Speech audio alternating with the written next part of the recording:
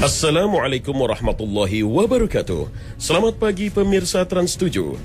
Khazanah Ensiklopedia Islam Dunia pagi ini kembali hadir ke hadapan Anda untuk berbagi informasi Islami. Semoga menginspirasi dan menjadi motivasi aktivitas Anda hari ini.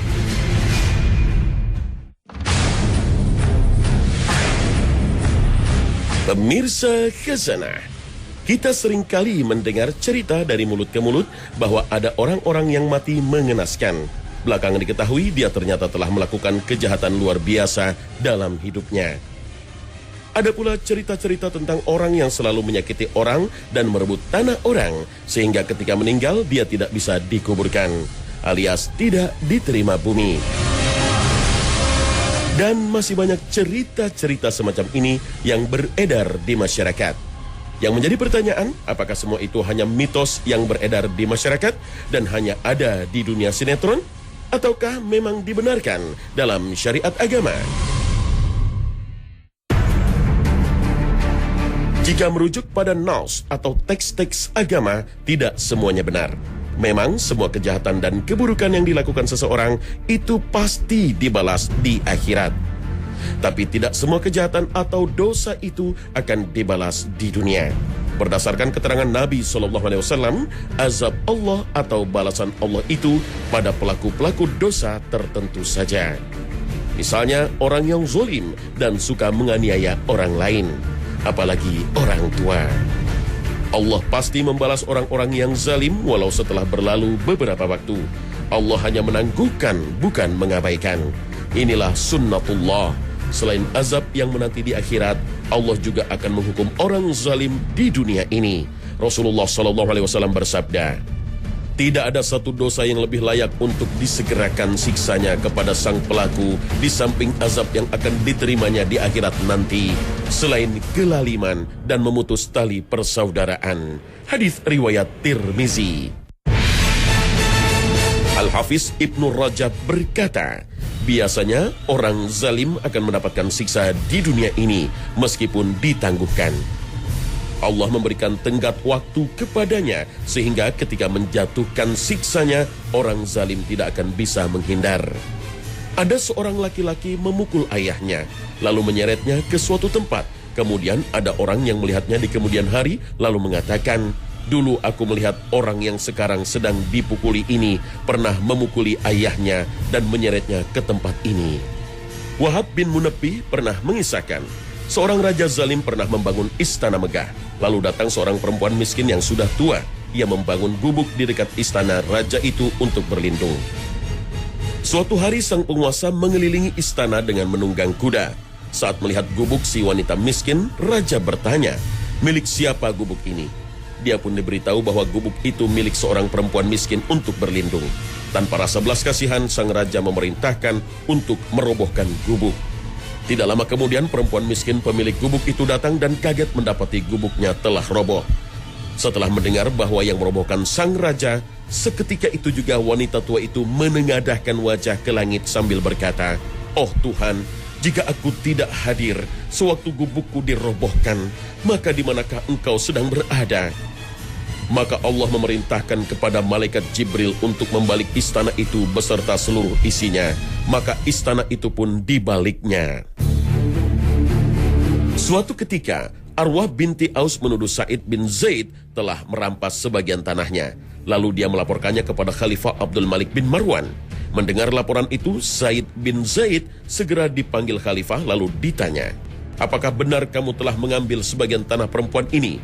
Sa'id bin Zaid menjawab, bagaimana aku berani mengambil sesuatu dari tanahnya, padahal aku pernah mendengar Nabi SAW telah memberikan ancaman yang sangat berat. Khalifah Abdul Malik bertanya, apa yang pernah disabdakan oleh beliau?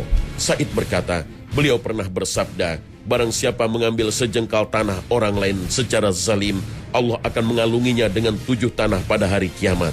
Sang Khalifah langsung mengatakan, sudah, cukup, pergilah. Aku tidak akan menanyakan bukti lagi kepadamu. Dari jawaban Sa'id bin Zaid, Khalifah tahu bahwa perempuan itu telah berbohong. Sementara Sa'id langsung berdoa, ya Allah, jika perempuan ini berbohong, maka butakan matanya dan bunuhlah di tanahnya. Tidak lama kemudian Allah mengabulkan doa Sa'id. mata perempuan itu benar-benar buta, dan ketika berjalan di tanahnya, dia terjatuh ke dalam lubang dan mati di dalamnya. Abu Nu'aim meriwayatkan, juga Ibnu Jauzi dalam sebagian kitabnya bahwa Sulaiman At-Timi, seorang ahli ibadah dan hafiz, pernah bersengketa dengan seseorang lalu orang tersebut memukul perutnya. Maka Sulaiman mendoakannya agar tangan orang itu kering. Benar saja, orang yang menganiaya itu pun tangannya mengering. Ibnu Abid Dunya meriwayatkan bahwasanya salah seorang laki-laki dari kelompok yang memberontak kepada Khalifah Utsman bin Affan bertekad untuk menampar wajah Utsman. Dia pun masuk ke rumah beliau bersama salah seorang temannya. Saat itu ia mendapati kepala Utsman berada dalam pangkuan istrinya. Temannya berkata, "Singkapkan wajahnya." Sang istri menjawab, "Untuk apa? Akan kutempeleng wajahnya." Istri Utsman kembali bertanya, "Bukankah kamu telah mendengar kata-kata Rasulullah SAW tentang kelebihan-kelebihan Utsman?" Sampai temannya itu malu dan urung menampar wajahnya. Ternyata orang itu tidak mengindahkan kata-kata istri Utsman dan tetap berkata, "Singkapkan wajahnya." Istri Utsman lalu mendoakan keburukan kepada orang itu, namun dia tetap saja menempelengnya. Istrinya berteriak, "Apa yang kamu lakukan? Semoga Allah mengeringkan tanganmu, membutakan matamu, dan tidak akan mengampuni dosamu." Sungguh menakjubkan. Saat beranjak keluar dan belum sampai ke pintu, tangan orang itu mengering, matanya buta, dan menganggap Allah tidak akan mengampuni dosanya. Dalam kesempatan lain, setelah kejadian ini, dia terlihat sedang mengelilingi Ka'bah dalam keadaan buta dan berkata, "Ya Allah, ampunilah aku, tetapi saya tidak melihat Engkau akan melakukannya." Dikisahkan, ketika Husain bin Ali terkena panah, dia meminta minum kepada pemanahnya, tetapi tidak diberi. Mendapatkan perlakuan seperti itu, Husain berkata, "Ya Allah, hauskanlah dia." Di kemudian hari ketika si pemanah sedang meregang nyawa, dia berteriak mengeluhkan rasa panas di perutnya dan rasa dingin pada punggungnya. Padahal dikipasi dari depan, diberi es pada bagian perut, dan diberi pemanas pada bagian punggung. Sementara itu dia tidak berhenti berteriak, "Beri aku minum, aku mati kehausan." Bejana besar berisi susu campur air yang mencukupi 5 orang pun dihidangkan, dan langsung diminumnya hingga habis. Namun dia tetap berteriak, "Beri aku minum, aku mati kehausan." Dia mengatakan demikian dan tidak pernah berhenti minta minum hingga perutnya meledak. Sungguh benar, ketika Nabi SAW bersabda, "Sungguh Allah akan menyiksa orang-orang yang menyiksa manusia di dunia ini." Hadis riwayat Muslim. Sebenarnya masih banyak perbuatan jahat dan buruk yang mendatangkan murka Allah dan azabnya selama pelakunya masih hidup di dunia. Apa saja? Pertama, orang yang rakus dan tamak terhadap dunia. Rasulullah SAW bersabda, "Barang siapa menjadikan akhirat sebagai orientasi hidupnya, maka Allah akan jadikan kekayaan ada dalam hatinya. Allah himpun kekuatannya, dan dunia akan menghampirinya, sedang ia tidak menginginkannya. Dan sebaliknya, barang siapa menjadikan dunia sebagai cita-citanya, Allah jadikan kefakiran ada di depan matanya. Allah cerai-beraikan urusannya, dan dunia tidak menghampirinya, kecuali apa yang sudah Allah takdirkan untuknya." Hadis riwayat Tirmizi. Kedua, orang yang zolim dan durhaka kepada orang tua. Rasulullah SAW bersabda, ada 2 pintu amalan yang disegerakan balasannya di dunia, kezoliman dan durhaka pada orang tua. Hadis riwayat Hakim. Hal ini dikarenakan terkabulnya doa orang tua, apalagi di saat orang tua terzolimi, kemudian ia menengadahkan tangannya ke langit, mengadukan sakit hatinya kepada Allah. Maka doa orang tua ini akan bergerak dan berhembus menuju angkasa, menembus awan, mencapai langit, dan diamini oleh para malaikat. Kemudian Allah Ta'ala mengabulkannya.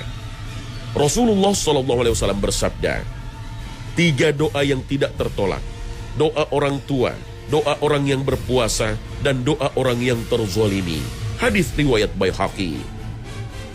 Rasulullah SAW juga bersabda, takutlah terhadap doa orang yang terzolimi, karena ia akan terbang di atas awan.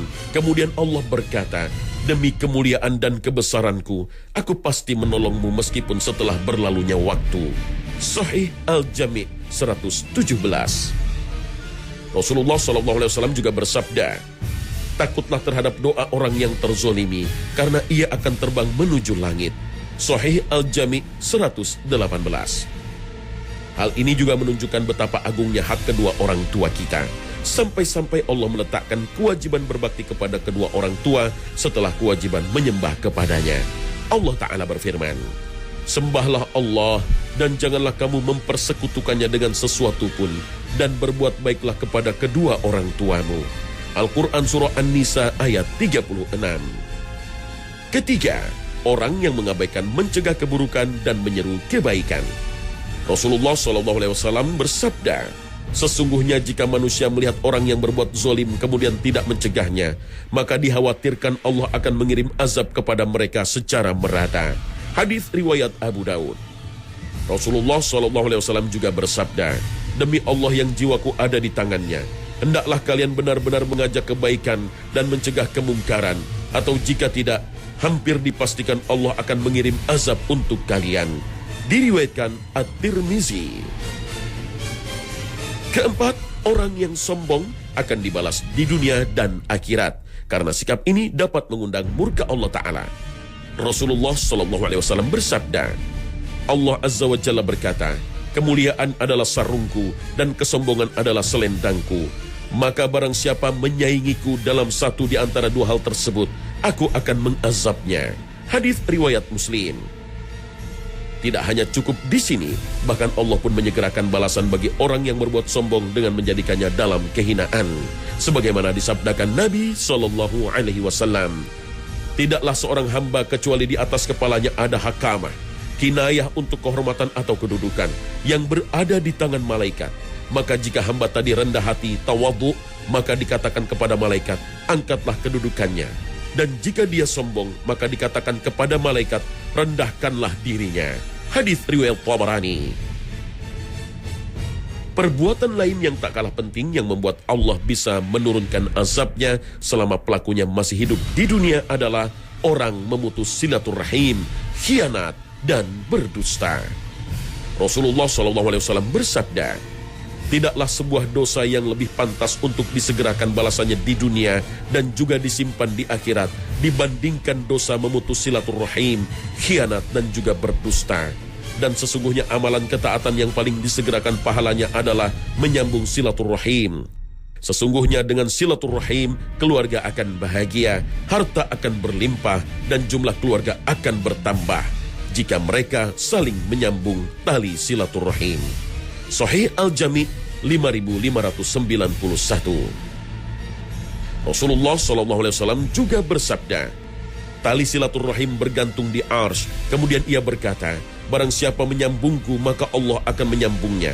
Dan barang siapa memutuskannya, maka Allah akan memutuskannya." Hadis riwayat Muslim. Dan masih ada sejumlah perbuatan yang bisa mendatangkan azab Allah selama yang bersangkutan masih hidup di dunia. Seperti berprasangka buruk kepada Allah, membongkar aib saudaranya seiman, dan menuduhnya riya, riba, orang yang berhutang dengan niat tidak membayar. Wallahu a'lam.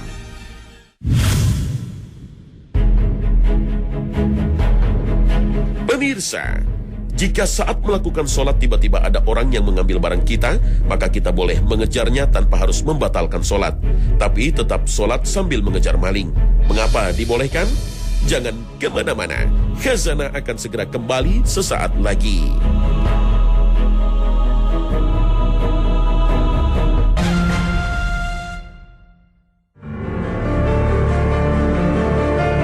Pemirsa Khazanah, kejahatan bisa terjadi di mana saja, baik di rumah, pasar, mal, sekolah. Aksi pencurian misalnya, selama ada kesempatan, disitulah maling selalu beraksi tanpa memandang tempat dan waktu, termasuk di tempat dan waktu yang dimuliakan, seperti di masjid saat sholat. Pencurian di masjid inilah yang terkadang menimbulkan dilema, karena seringkali terjadi di tengah sholat. Lantas bagaimana jika kita sedang sholat tiba-tiba barang kita dibawa kabur maling? Apakah kita boleh membatalkan sholat lalu mengejar maling? Atau kita tetap sholat tanpa membatalkannya, tapi juga tetap menghalau maling yang mencuri agar harta kita tidak dibawa pergi?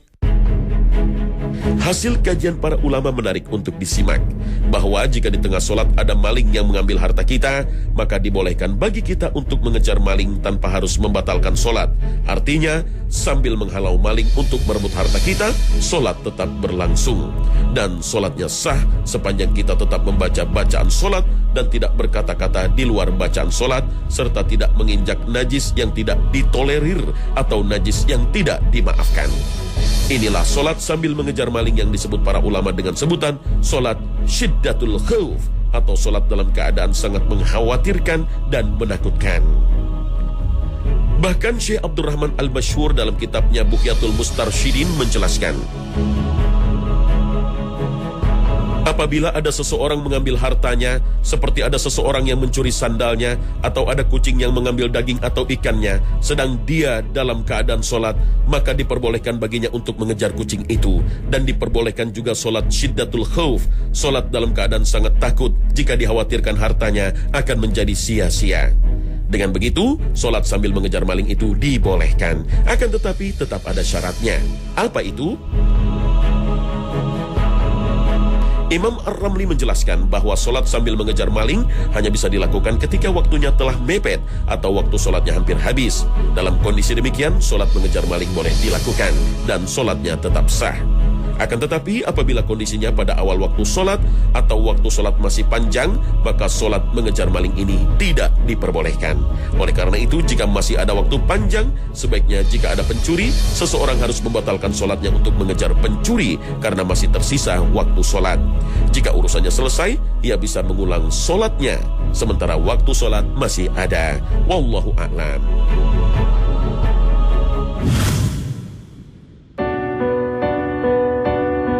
Pemirsa Khazanah, disadari atau tidak, ternyata pergaulan antara lawan jenis telah mendekatkan seseorang kepada perbuatan zina yang dilarang oleh agama manapun.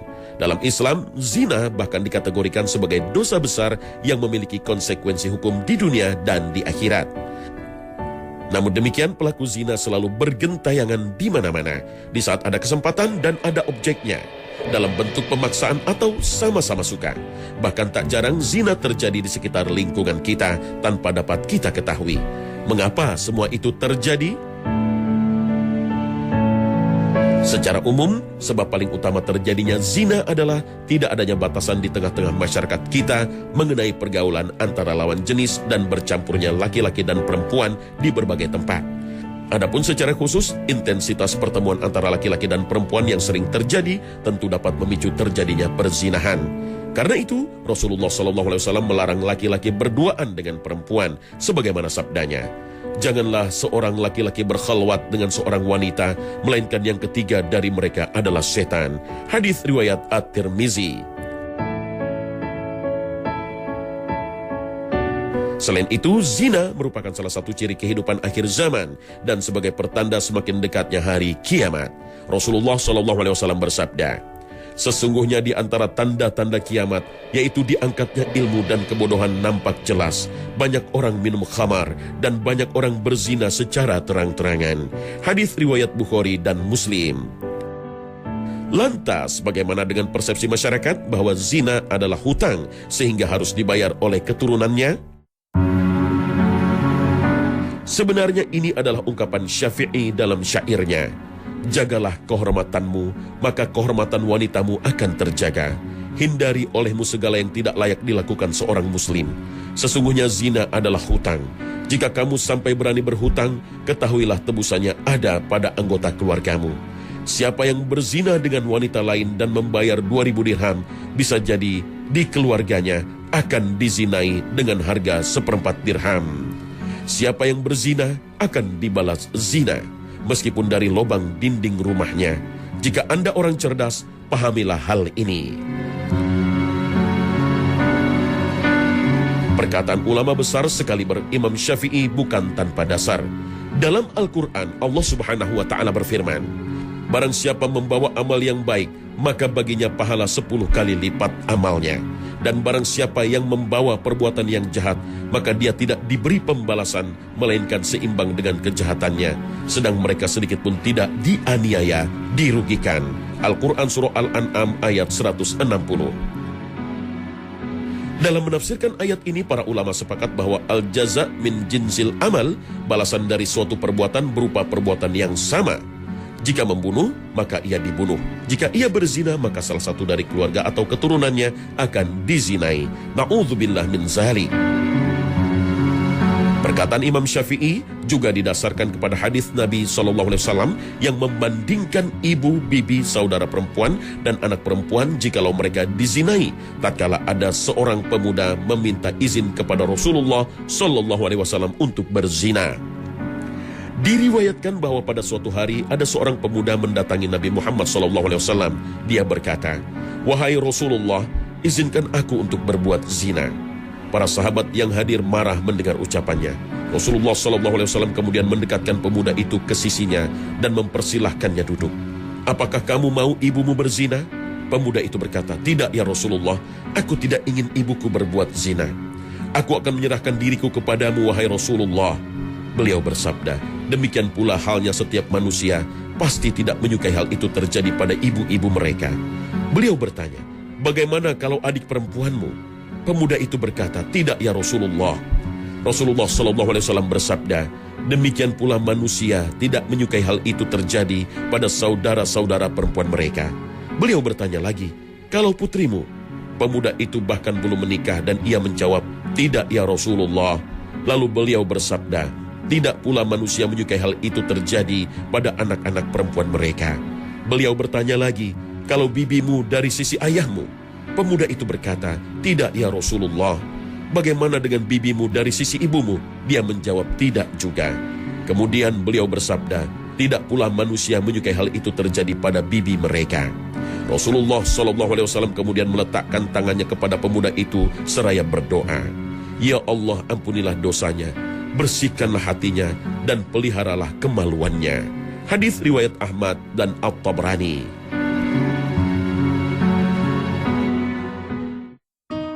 Zina sungguh merupakan perbuatan keji dan jalan buruk yang ditempuh oleh pelakunya, sebagaimana dinyatakan dalam Al-Quran. "Dan janganlah kamu mendekati zina. Sesungguhnya zina itu adalah suatu perbuatan yang keji dan jalan yang buruk." Al-Quran Surah Al-Isra ayat 32. Keberanian untuk melakukan zina adalah keberanian untuk menanggung resiko yang sangat besar, baik di dunia maupun di akhirat. Rasulullah SAW bersabda, "Dua kejahatan akan dibalas oleh Allah ketika di dunia, yaitu zina dan durhaka kepada kedua orang tua." Hadis riwayat At-Tabrani. Imam Ibnu Qayyim rahimahullah berkata, "Keburukan zina dapat dilihat dari cara Allah menghukumnya secara keji dengan cara dirajam. Hukumannya wajib disaksikan oleh orang-orang beriman, dan kedudukannya disamakan dengan hewan yang tidak berakal." Diriwayatkan dari Amr bin Maimun al-Audi, ia berkata, "Saya melihat kerajantan dan perempuan berzina. Mereka merajamnya, dan aku termasuk yang merajamnya." Hadis riwayat Al-Bukhari. Wallahu a'lam.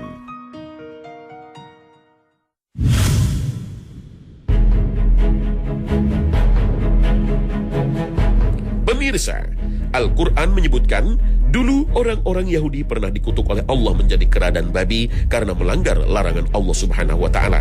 Apakah dengan demikian orang-orang Yahudi itu masih ada keturunan kera? Jangan kemana-mana, Khazanah akan segera kembali sesaat lagi.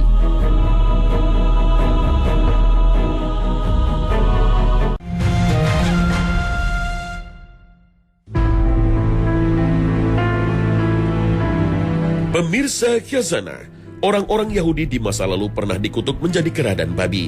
Hal ini disebutkan di dalam beberapa surat Al-Quran. "Dan sesungguhnya telah kamu ketahui orang-orang yang melanggar di antaramu pada hari Sabtu. Lalu kami berfirman kepada mereka, jadilah kamu kera yang hina." Al-Quran Surah Al-Baqarah ayat 65. Dalam surat Al-Ma'idah Allah berfirman, "Katakanlah, apakah akan aku beritakan kepadamu tentang orang-orang yang lebih buruk pembalasannya dari itu di sisi Allah? Yaitu orang-orang yang dikutuki dan dimurkai Allah, di antara mereka yang dijadikan kera dan babi dan menyembah Togut. Mereka itu lebih buruk tempatnya dan lebih tersesat dari jalan yang lurus." Al-Quran Surah Al-Ma'idah ayat 60. Di ayat yang lain Allah berfirman, "Maka tatkala mereka bersikap sombong terhadap apa yang dilarang mereka mengerjakannya, kami katakan kepadanya, jadilah kamu kera yang hina." Al-Quran Surah Al-A'raf ayat 66. 3 ayat ini jelas-jelas menyebutkan bahwa sebagian umat Yahudi yang membangkang itu dihukum dengan cara yang sangat aneh. Mereka dikutuk berubah wujud menjadi kera dan babi. Hukuman ini bersifat penghinaan dan untuk menjatuhkan mentalitas kaum yang membangkang dari perintah Allah. Jarang-jarang ada jenis hukuman sedahsyat itu. Biasanya paling-paling ada banjir, angin topan, gempa bumi, atau wabah yang jadi korban cukup banyak. Tapi kalau hukuman menjadi kera dan babi, memang hukuman yang sangat bersifat psikologis. Martabat si pelaku dipermalukan di depan umum, tentunya karena dosa yang dilakukannya sudah kelewatan. Lalu, apakah yang kita saksikan saat ini, kebrutalan dan kekejaman bangsa Yahudi terhadap bangsa Palestina yang melampaui batas itu kemudian kita maklumi karena mereka adalah keturunan kera dan babi? Barangkali karena ada ayat yang menceritakan Yahudi dikutuk menjadi kera dan babi, maka ada sebagian kita yang beranggapan bahwa sebagian dari orang Yahudi itu berarti anak keturunan kera dan babi. Sayangnya anggapan ini kurang tepat. Sebab kalau kita baca di dalam kitab tafsir yang menjelaskan ayat-ayat Al-Quran, ternyata kera dan babi kutukan itu tidak lama kemudian mati dan tidak berketurunan. Jadi tidak ada istilah bangsa keturunan kera dan babi, karena ternyata kera dan babi jadi-jadian itu mati dan tidak ada keturunannya. Awalnya dahulu Rasulullah SAW pernah juga menduga sejenis hewan yang mirip biawak dan disebut dengan dhab sebagai keturunan dari babi dan kera atau hewan yang dikutuk dari manusia, sehingga disebutkan bahwa beliau SAW tidak mau memakannya. Namun setelah itu Allah Subhanahu wa Ta'ala menjelaskan bahwa hewan itu bukan keturunan dari penjelmaan manusia Yahudi yang dikutuk, dan bahwa Yahudi yang dikutuk menjadi kera dan babi itu kemudian hanya hidup selama 3 hari saja, sesudah itu mati. Jadi boleh dibilang bahwa mereka sebenarnya dihukum mati oleh Allah Subhanahu wa Ta'ala. Namun sebelum matinya, wujud mereka berubah dulu jadi binatang. Dan karena setelah itu mereka mati, tentu tidak akan ada keturunannya. Dan akhirnya Rasulullah SAW membiarkan para sahabat memakan daging dhab atau semacam biawak itu meski beliau sendiri tidak memakannya. Peristiwa ini oleh para ulama disebut sebagai takrir atau pembolehan dari Nabi SAW atas hukum suatu masalah, meski beliau sendiri tidak melakukannya. Keterangan seperti ini disebutkan dalam kitab tafsir, khususnya yang membahas tentang kutukan Allah Subhanahu wa Ta'ala terhadap ashabus sabti atau mereka yang melanggar larangan untuk mencari ikan di hari Sabtu. Di dalam kitab tafsir Al-Jami' li Ahkamil Quran karya Al-Qurtubi disebutkan bahwa Ibnu Abbas radhiyallahu anhu berkata bahwa orang yang dikutuk menjadi kera dan babi itu tidak hidup kecuali 3 hari saja. Dan jelas bahwa Allah Subhanahu wa Ta'ala tidak mengubah manusia menjadi kera atau hewan lainnya lalu bisa beranak pinak.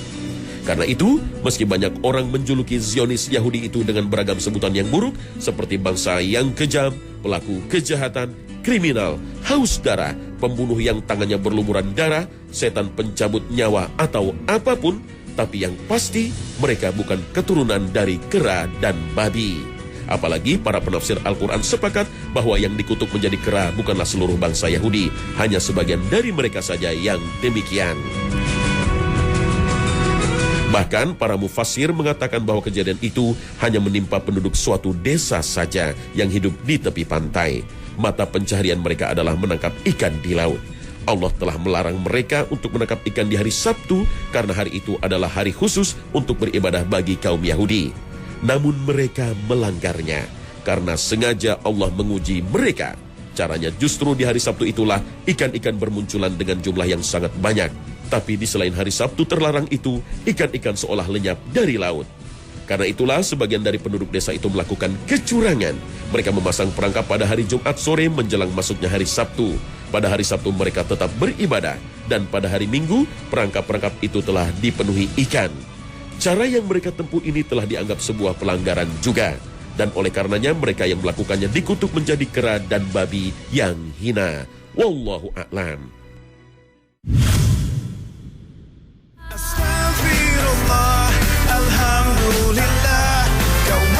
Nah pemirsa, sampai di sini akhir perjumpaan kita hari ini.